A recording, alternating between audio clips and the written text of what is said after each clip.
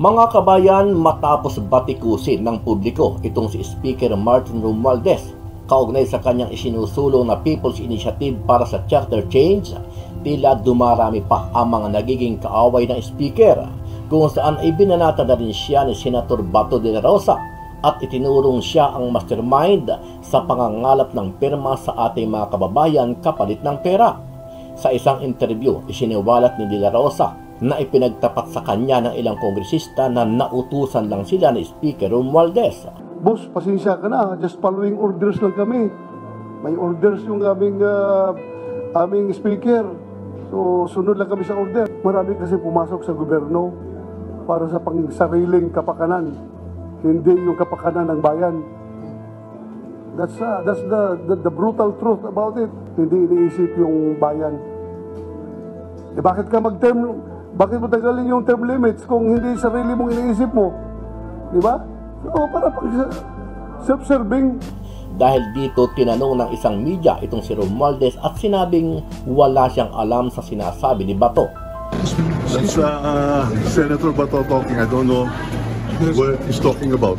Maliban kay Senator Bato, isa rin si Senator Joel Villanueva na nagalit sa Kamara at nanawagan siya sa ating mga kababayan na huwag matakot at magsalita para bawiin ang kanilang pirma at ilantad sa publiko ang mga taong nasa likod nito para pilitin at budulin sila kapalit ng maliit na halaga. Kung meron pong nagoyo, nabudol, o gusto nyo pong magreklamo at bawiin ang inyo pong pirma, huwag po kayong matakot na magsumbong.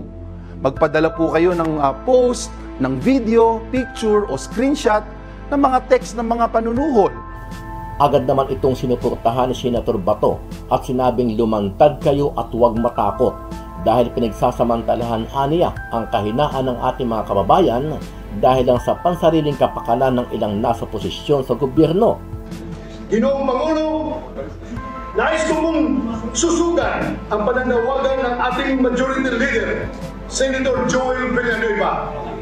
Hinihikayat po natin ang ating mga kababayan na niluko, pinilit maging yung mga nakatanggap ng panunuhol kapalit ang kanilang pagpirma sa isang dokumento kung saan hindi malinaw sa paglahad kung ano ang reforma na gustong i-amyenda sa konstitusyon. Lumantad kayo at huwag matakot.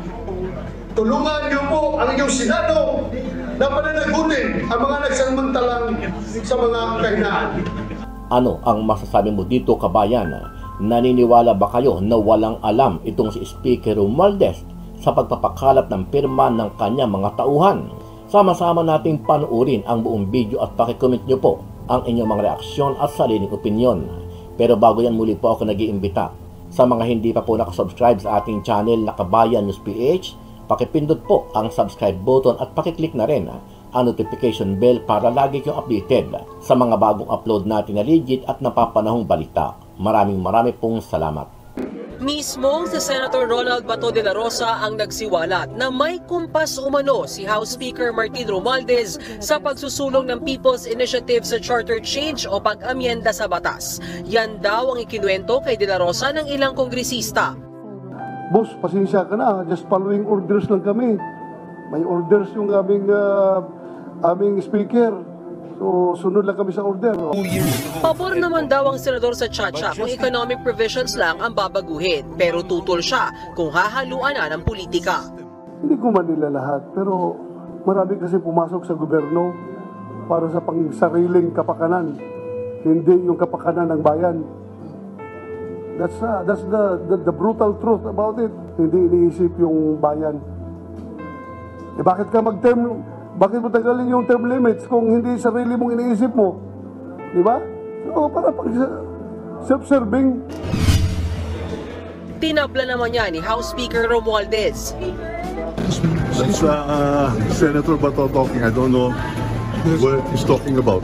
And it's imperative that we re-examine the Constitution and carefully scrutinize pertinent economic provisions to eliminate the barriers that restrict potential growth. Matutupad na rin ang pangarap natin na mabuksan ang ekonomiya para makapasok ang pondong kailangan sa paglikha ng mas maraming negosyo, trabaho at kabuhayan ng mga Pilipino. Kabilang din sa kanyang mensahe ang unity o pagiging isa ng Senado at Kamara. Ngayong hapon, nagkaroon ng pulong ang mga senador kaugnay sa charter change. Present dyan Senate President Vic Zubiri na nagsabing ang Senado ang mangunguna sa diskusyon ng Chacha, alinsunod sa sinabi ni Pangulong Bongbong Marcos.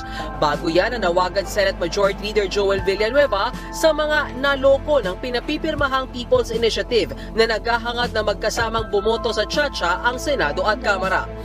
Kung meron pong nagoyo, nabudol, o gusto nyo pong magreklamo at bawiin ang inyo pong pirma, huwag po kayong matakot na magsumbong.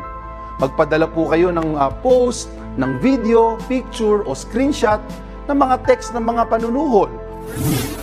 Dagdag pa ni Villanueva, karapatan namang maglunsad ng People's Initiative pero ibang usapan na kung may panunuhol na nangyayari. Ito po ang isa sa purposes ng People's Initiative as envisioned by the framers of the 1987 Constitution.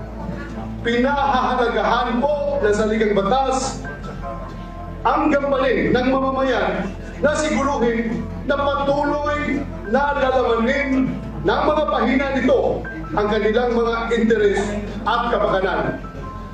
After all government authority emanates from the people. However, if the people are being misled, deceived, and coerced to sign a piece of document proposing to amend the Constitution for a certain amount of money, then the initiative is invalidated. Worse, its intentions are tarnished. The sacredness of initiative is stained by selfish motives. Ang pinagtataka po natin ngayon, bakit tila umiikot na so-called People's Initiative ay isang politician's initiative? Pareho pa rin silang PI, Mr. President. This is an insult and outright affront to the space duly afforded to us by the Constitution. A space intended to accommodate our people's capacity to introduce reforms. Nakakapanlumong isipin kung paano sinamantala ang kahirapan sa buhay ng mga mamamayan para lamang sa sariling kapakanan ng mga nasa kapangyarihan. Ginoong Pangulo, nais ko pong susugan ang pananawagan ng ating Majority Leader, Senator Joel Villanueva. Hinihikayat po natin ang ating mga kababayan na niluko, pinilit maging yung mga nakatanggap ng panunuhol kapalit ang kanilang pagpirma sa isang dokumento kung saan hindi malinaw sa paglahad kung ano ang reforma na gustong i-amyenda sa konstitusyon. Lumandag kayo at huwag matakot. Tulungan niyo po ang inyong Senado na pananagutin ang mga nagsamantalang sa mga kahinaan. Lagi bukas ang bulwagan ng Senado at handang pangalagaan ang sinumang nais magsiwalat ng katotohanan at nagmamahal sa ating bayan. Sa isyu naman ng isinusulong na People's Initiative para sa pag-amyenda sa konstitusyon, ipinaubayan na niya sa Commission on Elections sa pagtuklas kung talagang lehitimo at ginawa sa malinis na paraan ang pagpapapirma. Ayon kay Pangulong Marcos, kung nagkaroon man ng bayaran kapalit ng lagda, dapat itong ipawalang bisa ng COMELEC. We'll just have to let COMELEC do their job, do their work, and to validate the signatures. And if there's a suspicion that may ganun na, hindi mabibilang yung mga signature na yun. Batay na rin anya sa kanyang pagtatanong, wala naman nangyayaring signature buying para sa naturang kampanya. Pagkaalam ko, wala namang ganun. Ang sinasabi, hindi bayaran ng cash, kundi nangangako ng kung ano-anong benefits. Tinitignan namin, sabi ko, tinanong ko sa lahat sa ating legislature, totoo ba yan? Sabi. Samantala, nagpaliwanag naman ang Pangulo tungkol sa panunood niya ng concert ng isang international band noong Biyernes. Ayon kay PBBM, mahilig talaga siya sa musika kaya hindi niya pinalagpas na mapanood ang grupo. Siguro by now, alam niyo, music lover talaga ako. I have been for a long time. I studied music for many years.